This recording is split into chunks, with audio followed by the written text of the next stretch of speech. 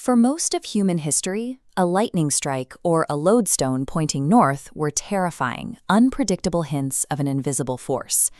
These phenomena appeared to operate completely outside the known laws of nature. But during the 18th and 19th centuries, researchers began to rigorously test those observations. They realized that if they could identify the mechanics behind this energy, they could generate heat, light, and mechanical power on demand. The immediate challenge was one of engineering. How do you build physical tools to hold and direct a force that you cannot see or touch? That barrier was broken by physicists like James Clerk Maxwell. He took the chaotic behavior of these forces and translated them into strict, predictable mathematical rules. Maxwell's equations proved that electricity and magnetism were actually two sides of the exact same coin. Together, they dictated how a single microscopic unit of charge would move through space. This mathematical rulebook turned a set of mysterious observations into a rigorous engineering discipline. It provided the first reliable instructions for physically manipulating charges, enabling the development of early motors, generators, and electric lights. To understand these rules, think of an electric field as a network of invisible rubber bands. These bands attach to a stationary charge and physically pull it along a straight line. Magnetic fields behave differently. They only exert a physical pull on a charge if that charge is already moving. To calculate the combined effect of those pushes and pulls on a single subatomic particle, physicists use the Lorentz force law. You can see this equation in action by looking inside a traditional cathode ray tube. Inside the vacuum of the glass tube, an electric field grabs onto a microscopic electron and accelerates it forward toward the screen. Because the electron is now in motion, a magnetic field can step in. It pushes the electron sideways, bending its path and scanning it across the glass to create an image.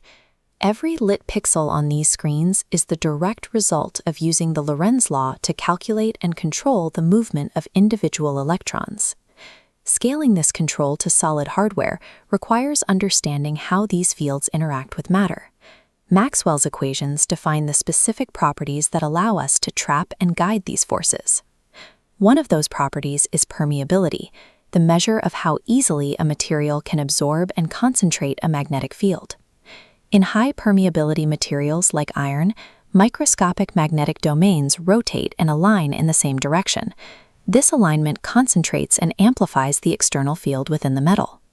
These equations establish strict boundaries, dictating how fields stop at a conductor's edge.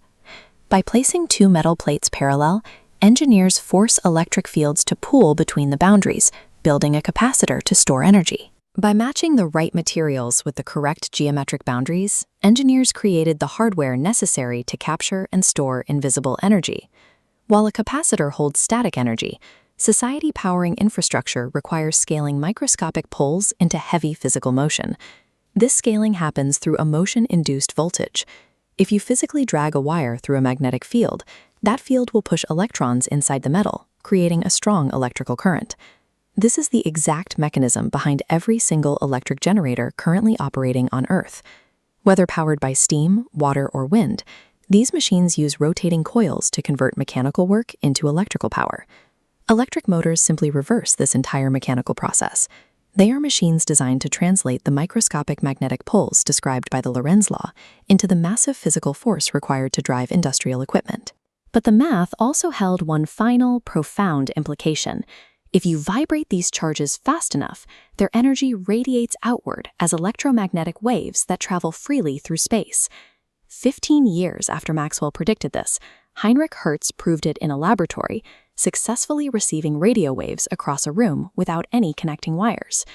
Guglielmo Marconi then scaled that very discovery to a global level, beaming telegraph signals across the Atlantic Ocean.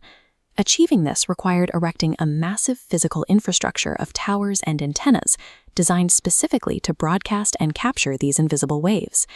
Every single modern convenience, from the smartphones in our pockets to the server farms powering them, is the direct descendant of those early experiments.